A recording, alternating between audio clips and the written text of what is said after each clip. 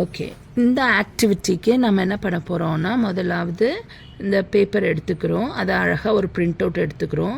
Print out எடுத்துகிட்டு நடுவில் வந்து நம்ம என்ன பண்ண போகிறோம், ஃபோல்ட் பண்ண போகிறோம். கரெக்டாக அந்த லைன், அந்த நடுவில் கேப் இருக்கும், அந்த கேப்பில் சென்டரில் கரெக்டாக நீங்கள் ஃபோல்ட் பண்ணிக்கோங்க. எந்த ஒரு சேஞ்ச் இல்லாமல் ஃபோல்ட் பண்ணிட்டீங்கன்னா அவ்வளோதான். அப்புறம் 3 சைடுமே வெட்டிட்டோன்னா அந்த கார்னர்ஸ் வந்து கரெக்டாக வெட்டுப்பட்டுரும்.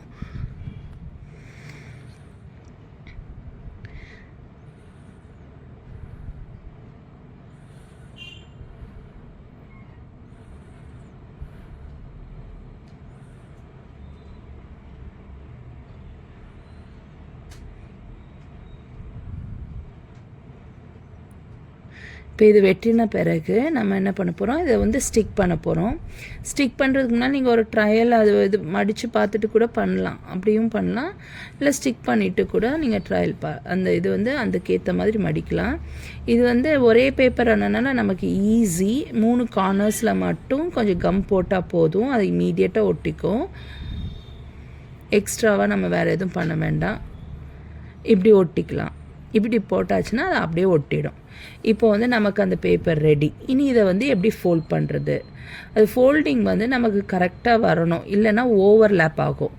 அது ஃபோல்டிங் வந்து நம்ம கரெக்டாக பண்ணலை அப்படின்னா பிக்சர்ஸ் வந்து அந்த மாறி வர்றதுக்கு ஸ்டார்ட் ஆகிடும். அப்போ நம்ம வந்து அது கரெக்டாக வந்து ஓவர்லேப் ஆகாத மாதிரி நம்ம என்ன பண்ணணும், அதை வந்து மடக்கணும். அது ஒருவேளை உங்களுக்கு அது கஷ்டமாக இருந்ததுன்னா கூட நீங்கள் வந்து எக்ஸ்ட்ராவாக ஒரு சின்ன பேப்பர் நடுவில் வந்து என்ன பண்ணிக்கலாம், நம்ம எக்ஸ்ட்ராவாக ஆட் பண்ணிக்கலாம்.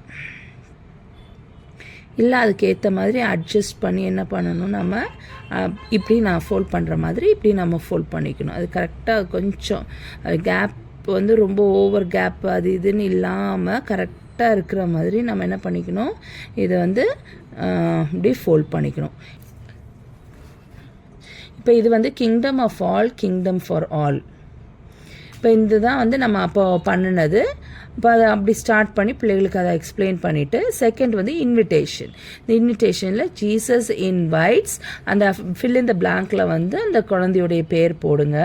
To be a part of this kingdom அப்படி போட்டுட்டு, இங்கே கீழே என்ன கொடுத்துருக்கு, let the little children come to me and do not hinder them for the kingdom of God belongs to such of these அப்படின்னு சொல்லியிருக்கு. அது வந்து மத்தேயு 19:14. சிறு பிள்ளைகள் என்னிடத்தில் வருவதற்கு இடங்கொடுங்கள், அவர்களை தடை செய்யாதிருங்கள்னு சொன்ன நம்ம இயேசு கிறிஸ்து அவர் இந்த இன்விடேஷனை கொடுக்குறாங்க. அப்போ திறந்த கரங்களோடு அவர் வந்து நமக்காக காத்திருக்காங்க. அப்படி காத்திருக்கும்போது நம்ம என்ன பண்ணணும், முதலாவதாக வேதம் வாசிக்கணும். இப்போ பிள்ளைகளுக்கு நம்ம எது சொல்லிக் கொடுக்கணும், அப்போ முதல்ல நம்ம வேதம் வாசிக்கணும். அடுத்ததாக நம்ம என்ன பண்ணணும், ஜெபிக்கணும். இந்த ரெண்டும் வந்து தினமும் நம்ம பண்ணணும். இந்த ரெண்டும் நம்ம தினமும் பண்ணும்போது அப்போ தான் தேவனுடைய பிரியமான பிள்ளைகளாக நம்ம இருக்க முடியும். தேவனுடைய இடத்துக்கு நம்ம போக முடியும், ராஜ்யத்துக்குள்ளாக நம்ம பிரவேசிக்க முடியும். இதோ இங்கே பாருங்கள், அநேகர் அந்த மாதிரி வேதத்தை தியானித்தவர்கள், வேதத்தை வாசித்தவர்கள், ஜெபித்தவர்கள் வந்து என்ன பண்ணுறாங்க, ஏசப்பாவின் இடத்துல போகிறாங்க. அங்கே ஏசப்பா நமக்காக காத்துட்ருக்காங்க. இதை வந்து நம்ம பிள்ளைகளுக்கு அதை கொஞ்சம் கூட சின்ன பிள்ளைகள், ஜூனியர்ஸ், பிகினர், பிரைமரி, ஜூனியர், இவங்களுக்கு வந்து நம்ம என்ன பண்ணலாம், அது வந்து சொல்லிக் கொடுக்கலாம்.